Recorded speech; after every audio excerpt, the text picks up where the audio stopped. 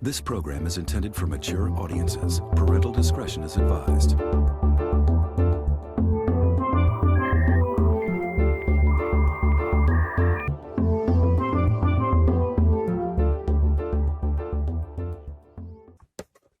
The Big Bang and Expanding Universe.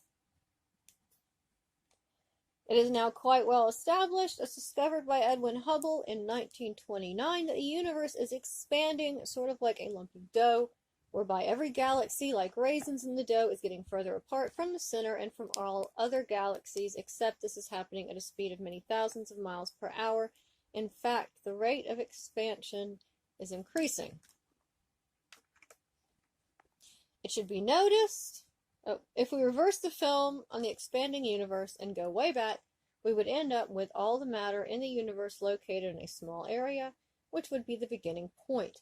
Such a beginning, which expands out to today's universe, is compatible with what is presented in the Bible. The Bible starts out by saying, "In the beginning God created the heavens and the earth."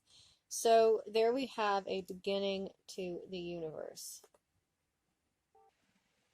It should be noted that in Genesis 1:1, the Hebrew word for created, bara, means a creation from nothing, as something is brought into existence. A start from nothing is a very good description of what cosmologists such as Stephen Hawking call a singularity, which is the starting point of the Big Bang. A singularity is all the potential mass, matter, energy, and dimensions, including time, of the cosmos, reduced down to an infinitely small point of zero volume. The same concept is brought out again in Hebrews 11:3, which declares that the universe was formed at God's command, so that what is seen was not made out of what was visible. The original starting point for the universe was invisible and had zero volume, just as the Bible teaches, as no other ancient writing does. Furthermore, cosmologists and physicists teach that matter, three-dimensional space, and even time itself virtually did not exist before the Big Bang, when God created them. Here, it is fascinating to note 1 Corinthians 27, 2 Timothy 1:9, and Titus 1:2 indicate that time itself, with all its eons and ages, had a beginning. No other ancient literature besides the Bible states that time had a beginning. Then, having started from the beginning point, the Bible even says about God, "He alone stretches out the heavens and treads on the waves of the sea," Job 9:8. "And he stretches out the heavens like a tent," Psalms 104:2. "And he stretches out the heavens like a canopy and spreads them out like a tent to live in," Isaiah 4:22. "And the Lord your Maker, who stretched out the heavens," Isaiah 51:13. There are about 9 such biblical references. Notice that God stretched the heavens out in the past, and some of those verses declare that he still stretches out the universe today. The beginning from nothing and the spreading or stretching out of the heavens, an excellent portrayal of the expanding universe due to the Big Bang since the instant God created the universe, are words of biblical prophets that were written from about 1500 BC, which is about 3,000 years before Edwin Hubble discovered that the universe is expanding. The law of increasing entropy. It has been established that all physical processes, even ordered systems, tend over time to become more disorganized and also to lose energy in a form of heat and slow down. Everything gets old and wears out or runs down. This increasing randomness, disorder, and cooling is called entropy, and the situation is described in physics by the second law of thermodynamics. We see this principle expressed in the Bible when it says, "In the beginning you laid the foundations of the earth, and the heavens are the works of your hands. They will perish, but you remain.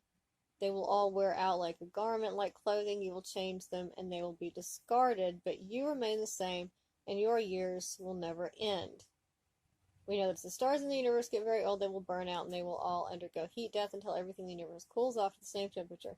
In the 1st century AD, the Apostle Paul brings out the same idea when he writes, "For the creation was subjected to frustration in hopes that the creation itself will be liberated from its bondage to decay." This guy is really kind of stretching with us. So the Bible accurately describes the modern law of increasing entropy, and the entire material universe relentlessly runs down and loses available usable energy in a process of decay. Okay, people knew this happened anyway. I mean, just because you don't have a bunch of scientific papers talking about decay does not mean that people didn't know that it happened. I mean, okay, they might not, know about heat death of the stars, but they certainly know that things wear out and burn out and eventually have to be replaced or just vanish. I mean, that's not that's not an amazing discovery. We know that already. If you light a fire, eventually all the wood's going to be burned, the fire is going to go out. We know that. That's not, we've known that for a very long time. The number of the stars in the universe. Okay, they definitely do not know that. In the years of 161 126 BC, the man who is said to have first started the study of astronomy, Hipparchus, counted the number of stars in the heavens that he could see, and put the number at 1,080. The number was considered to be fairly accurate 300 years later when Ptolemy announced that the number was more like 1,056. It wasn't until the invention of the telescope people realized that the number of the stars was huge, and the countless millions. The Bible didn't make the mistake of saying the number was merely a few hundred or thousand, but rather in about 600 BC the prophet Jeremiah said the number is countless as the stars of the sky, and measureless as the sand on the seashore. Okay, so one guy, you have two guys who counted the stars and said that there was 1,000-something stars. And then you have one of them saying that, oh, there are lots of stars, more stars than that. Yeah, the actual number is countless yes. However, God, who has infinite knowledge, knows the exact number. He determines the number of the stars and calls them each by name. Okay. Well, okay, so he's saying these astronomers were wrong because they counted the ones that they could see, and that wasn't all the stars. But the guy from the Bible was right because he said there were lots and lots, which is true. It is, but it doesn't disprove anything. The Bible makes it clear the knowledge of God and his ways of doing things are virtually infinite beyond that of mankind. The size of the starry cosmos is used as an illustration of this when God says in 700 BC, as the heavens are higher than the earth, so are my ways higher than your ways, and my thoughts higher than your thoughts. What? I don't really see how that has anything to do with this at all. At different times in different places it has been thought that the earth is flat. Okay, let's hold up and back up here a little bit. It has never really been a widespread idea, as far as we know, that the earth was flat. Yes, there have always been people who believe the earth is flat, but the majority of people in general knew. I mean, you can measure the arc of the earth, and you know there were plenty of people who were aware that the earth was not flat, that it was round. That was common knowledge. The size, maybe they wouldn't know what was on it. They might not know, geography, but they knew that it wasn't flat, that they were on a round, three-dimensional object. Okay. At different times in different places, it has been thought by some crazy cult people that the earth is flat. In fact, as recently as the 16th century, sailors would threaten mutiny on ocean-going ships that sailed too far from land for fear of sailing off the edge of the earth, which was thought by many to be flat like a tabletop. There are even a few who believe in flat earth today. I'm gonna need some citation for that. Some have wrongly thought the Bible teaches a flat earth, but it does not. The Bible speaks of the four corners of the earth, but this is only a figurative way of referring to the 4-point basic directions of the compass, and the same verse speaks of the 4 winds, which refers to the same thing. In comparison, the Bible actually says God, sits enthroned above the circle of the earth, and its people are like grasshoppers. In that verse, the word translated circle is the Hebrew kug, which can also be translated as roundness, circle, circuit, or compass. The roundness of the earth is a viewpoint from space that no mere man had in 760 BC, but you could measure it when those words were written, although it might easily be suspected the earth is round by looking at the sun and moon. Furthermore, from about the year 1500 BC, it says, Job, he marks out a circle or roundness on the face of the waters, boundary between light and dark. Indeed, a circle would be the correct shape, which describes any line between darkness and daylight along the surface of the oceans. Yeah. Again, it was pretty common knowledge that the earth was round. As far as we know, the flat earth thing was not really big, really at any point in recorded history. For centuries, various cultures around the world speculated what holds up or supports the earth among the stars, the sun, and moon. The ancient Greeks believed that a giant being, Atlas, stood with the earth on his huge arms and shoulders, while the Hindus believed the earth was supported on the backs of immense elephants, which stood in the shell of a great cosmic turtle, which then swam around in a cosmic sea. And Rincewind jumped off of it, and the turtle had to duck around and get him, and baby turtles are born from stars. But the Bible, on the other hand, gives an amazingly accurate picture of what we have confirmed to be scientific reality today, as seen from space. The Bible says concerning God, he suspends the earth over nothing. Okay, this is an accurate description of what it is like to view the earth from outer space from any direction. It also does not run counter to the gravitational and monumental force which suspends the earth in space over nothing. Okay. Alright. Orderly astronomical movements in space. Again, something that we have been able to measure for an extremely long time. In about the year 600 BC, God declares through the prophet Jeremiah, "Thus said the Lord, who gives the sun for light by day and the fixed order of the moon and the stars by night. If this fixed order departs from before me, declares the Lord, then shall the offspring of Israel cease from being a nation before me forever." So there is an orderly relationship between the positioning of the sun, moon, stars, and earth, which is established in relation to each other. However, this is not a static or motionless relationship because God created the sun, moon, and stars to move in a regular fashion. Let there be light in the expanse of the universe, the heavens, to separate the day from the night, and let them be for signs and for seasons and for days and years. So the orderly relationship in motion to the bodies in space has been established by God of the Bible, and the regular and orderly motion has a time-measuring function. As such, order arises from the laws of physics, which are part of what God created in matter. Okay. Genetically inherited characteristics. In the early 1800s, French naturalist Jean-Baptiste de Lamarck proposed the hypothesis of the inheritance of acquired characteristics, in which it was suggested that animals could, by exercise, diet, grooming, etc., develop certain traits in their body structures, which as a result would be passed on to their offspring, which does indeed happen. Lamarck gave us an example of the giraffe, which supposedly stretched its neck upward to get food, and after many generations of stretching, this resulted in offspring which were born with longer necks. That's not quite how it happens, but that's pretty much the general idea. This hypothesis has since been proven wrong, because the body cells, somatic cells in an animal, do not pass on any such developmental changes to the sexual reproductive cells. That's actually not true. We now know that it is the germ cells which pass on the inherited characteristics of the offspring, including any potential to develop under various conditions. Actually, and again, this guy is not necessarily wrong in what he was saying for the time, because this was written, a couple decades ago. But many animals, pigs being one of the most popular to talk about because it's very obvious, but humans and lots of other animals too, the conditions around the mother while she's pregnant can actually select for certain genetic traits in the offspring. So, for instance, with pigs, if you turn them loose in the wild, they're little, pink pigs with a lot of hair, but very quickly, within 1 or 2 generations, their offspring will be born extremely hairy with big, thick coats.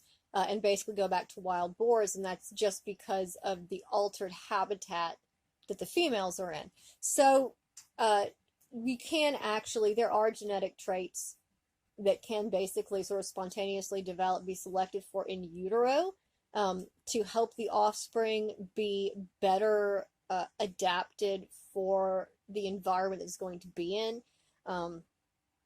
If there's food scarcity, the offspring may have a selection to store more fat. If it's cold, the offspring may be selected to have more hair, that sort of thing. And it's not huge, big changes. This isn't like some gigantic flip where, if you stay in the water, your baby's born with a tail. But there are some traits that will be selected for in utero.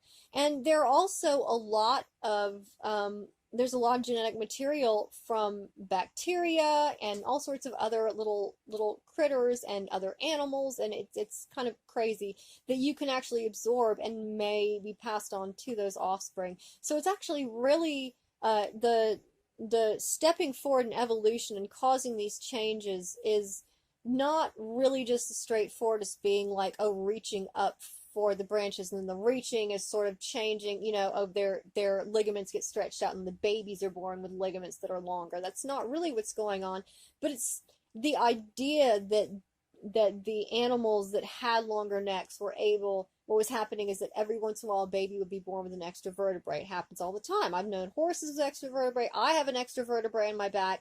It's not an uncommon trait. A lot of the time it's not particularly beneficial. A lot of the time it's not detrimental, but it's not beneficial, so it's not a dominant trait. But if you have a baby that's born that has that extra vertebrae, or the longer, not really an extra vertebrae, longer vertebrae in its neck, it's going to be able to get more food. It's going to be more healthy. The more healthy animal is going to be able to breed more often, and that means that that genetic anomaly is going to be passed on more often, and it's more likely that you're going to get a female that has the potential to create that genetic anomaly, and then you have the babies that are born with the necks that are longer. And so the idea is right. The general idea is right. The way that he proposed it was carried out wasn't really the way it was happening, but he kind of had the gist of it. It was true that, you know, you end up with species that it's called bottlenecking, when you get a bunch of species that are basically forced to cause they're too many of them in an area. There's a limited food source.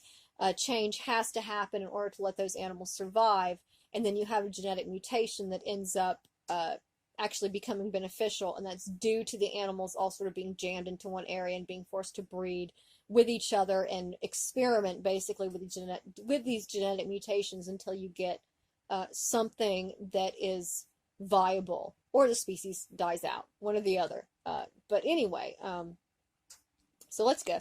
This is quite fascinating. Then in the 30th chapter of the book of Genesis, we find Jacob held a wrong view, which was similar to that of Lamech. That is, Jacob was trying to produce striped and spotted goats by putting a pattern of white and dark streaked branches in front of the eyes of the animal while they were breeding, because Jacob thought the striped and spotted pattern being viewed by the animals during breeding would result in offspring with a spotted pattern in their coats. Now, see, that's talking about what I was saying about changing adaptation in utero.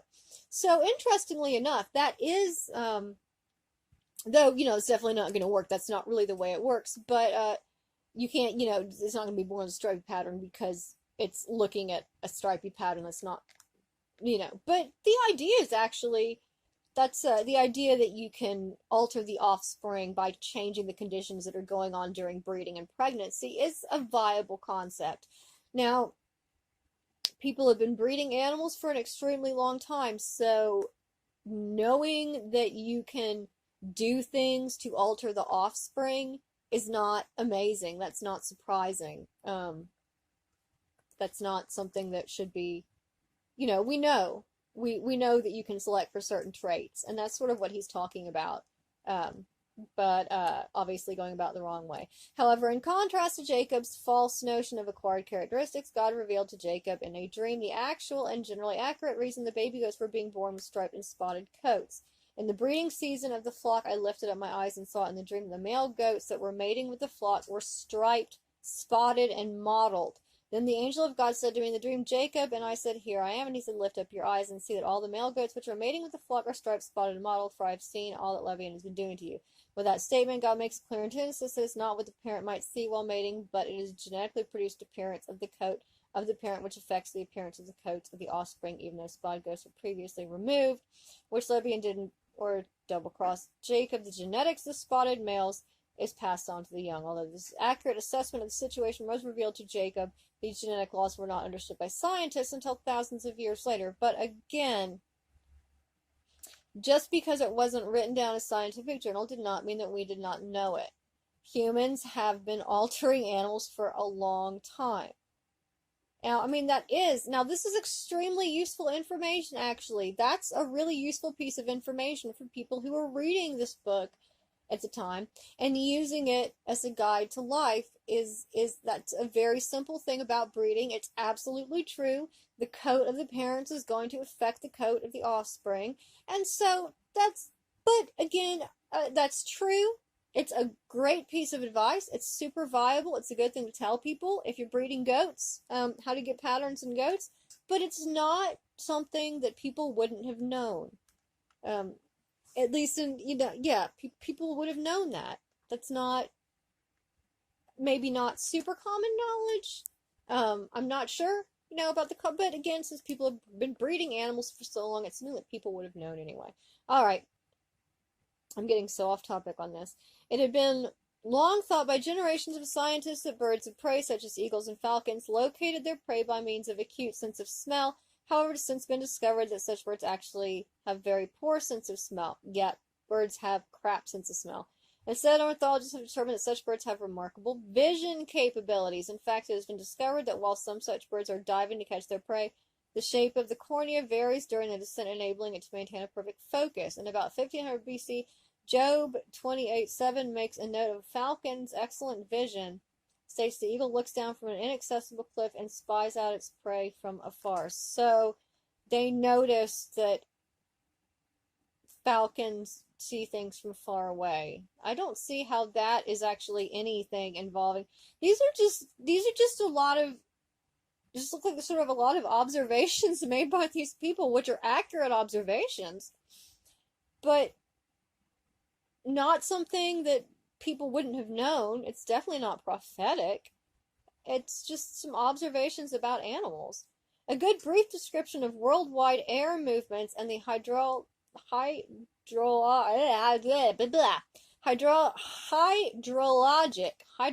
water cycles of the weather. We read, the wind blows to the south and turns to the north, round and round it goes, ever returning on its course. All stream flows into the sea, yet the sea is never full. To the place the streams come from, there they return again in a similar manner. He, God, draws of the drops of water which distill in the rain vapor. Okay, it wasn't until data and measurements were taken all over the entire hemisphere of the globe in our modern era that such an understanding of hydrologic cycle and world air currents was achieved.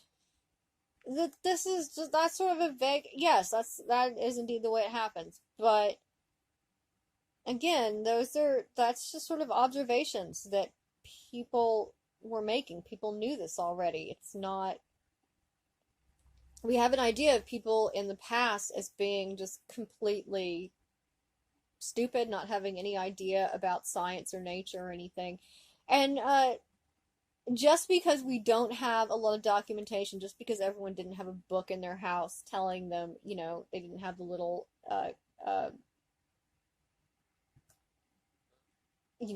guide to science or whatever, that doesn't mean that they didn't know that knowledge was not being passed on. A lot of knowledge has been acquired and basically lost over time because it wasn't being written down. And so, people were traveling. There was a lot of ocean travel. The idea that people understood air currents and of course evaporation. If you live in a dry area, if you live in a desert area, the process of evaporation is extremely important because that's a really good way to gather water. So knowing that water evaporates, gathers, and then falls again, that was, again, pretty common because that was something that a lot of desert cultures and even survivalist things, you can get water through evaporation in the desert by using a bowl or a cloth. We don't need to get into that right now. But again, that's not amazing. Such examples are evidence of divine inspiration. Okay, so this guy says that because people could make observations about the world around them, it was divine inspiration. The most important proof, though a piece of descriptive writing from God could not contradict actual facts of science, such facts are not among the most important things to demonstrate that a piece of literature from God, an encyclopedia, gives many more scientific facts than any piece of religious writing. Rather, the most important proof is the fact of the bodily resurrection of Jesus Christ from the dead, which we have no proof of, so okay. Any facts of science are insignificant compared to this, since Christ has risen from the dead. This gives us proof that his words are true. Alright, so Jesus rose, and therefore everything in the Bible is true. And I think we need to get off of this. Alright. Have you been buying 4D numbers and We provide winning numbers and we guarantee. Do you want to be rich? Have you been buying 4D numbers and never winning? Now is the time that you start winning. Not only consolation and starters, but the first prize, second, and third. Only place where winning is guaranteed. Sunday, Sunday, Sunday. How does it work? The system that will work for you, the system will predict the next draw numbers. It does not base winning numbers on your date of birth or by luck alone. It is simply fate applied. Yes, fate. It has been testimonials of all our clients. The numbers win once they practice our instructions carefully. Oh, because if you don't win, you're not doing it right. Once practiced, the numbers automatically strike. However, there are clients who would just want their lucky numbers. We will provide the numbers too, which is money back guarantee.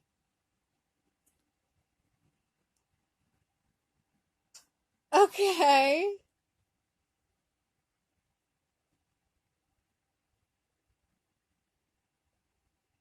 You can have the predicted draw numbers today. Please note that there is RM120 charge. Ow. Okay, yeah, alright then. Inferno.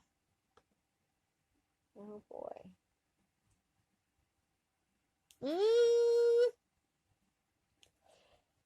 Oh boy.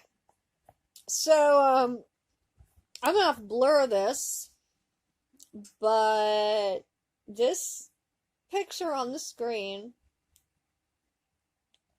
is of a man's member with a face on it on the bottom. Okay.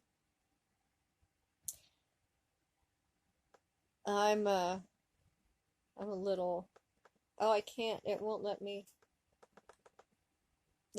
select any of it. So I can't, yeah, take the Gora at okay, I can't read really any of this. And my translator will not work on it.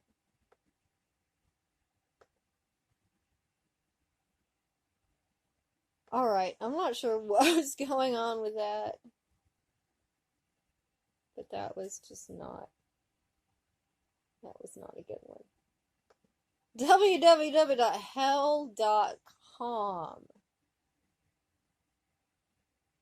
It actually took me to another website which is offering to sell that domain to me for $60. I don't want hell.com.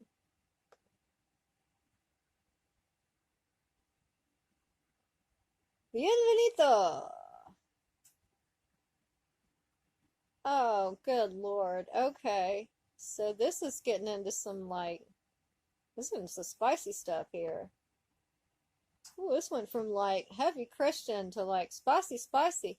My name is Tina, and I'm a slave from Naples seeking masters. Convinced max 50 years.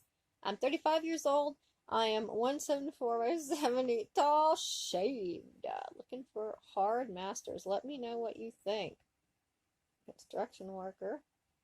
The site contains adult-oriented text. Yeah, thing of Crisco? Oh, God. Look at that. You click on a thing of Crisco to enter. But it won't let me enter, which is probably a good thing. Alright, I'm seeing a lot of stuff is going to get blurred out over here. Moose, quit. Dog. Oh, my dog's over scratching. New.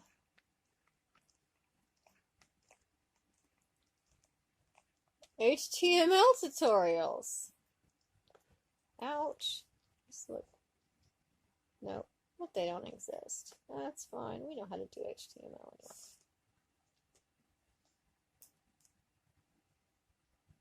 anyway. The Dark Army. Creatures of Hellgate. Oh, good lord.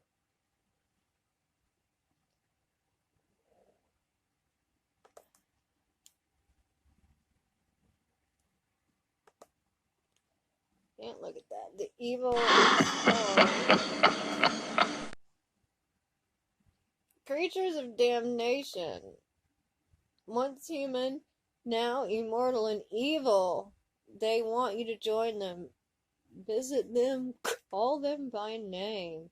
Scully?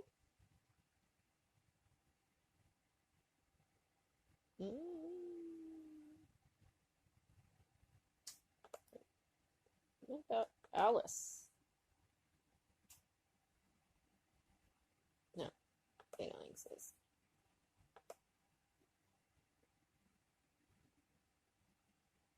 Walk this way.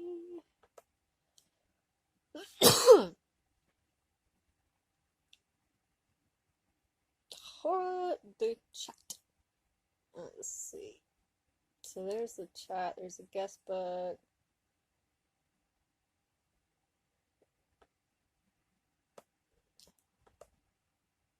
If you dare to face a horror tale like Milky Castle, go ahead. And good luck.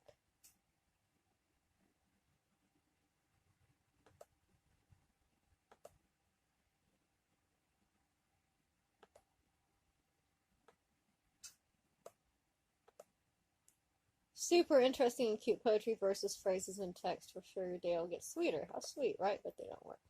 Yeah, Beavis! Beavis says, get out of stress and have a good laugh with the jokes. There are several types divided into categories. Probably doesn't work. Nope. So none of these links work. How sad.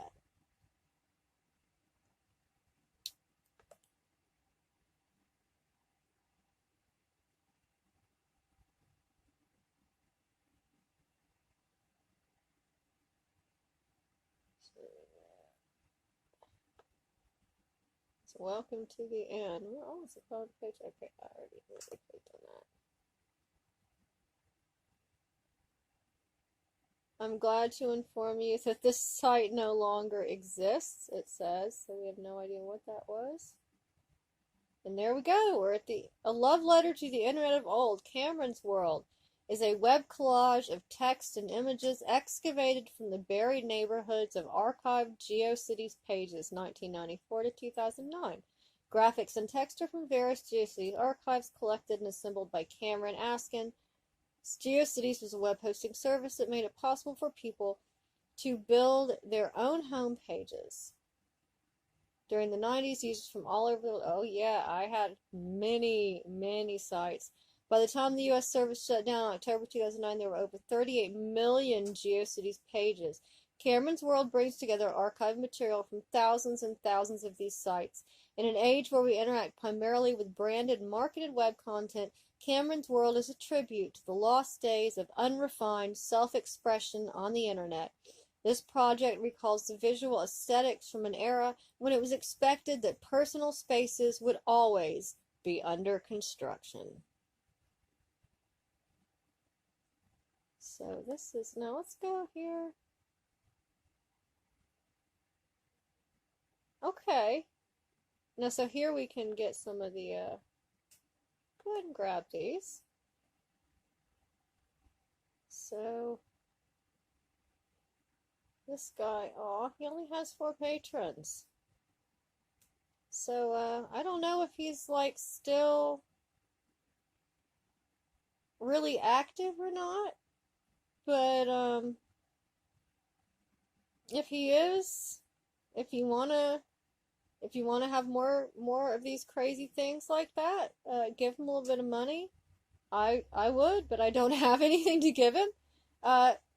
So here we go. This is it. We got to the end of Cameron's World. If you'd like to make a call, please hang up and try again. If you need help, hang up and then dial your operator.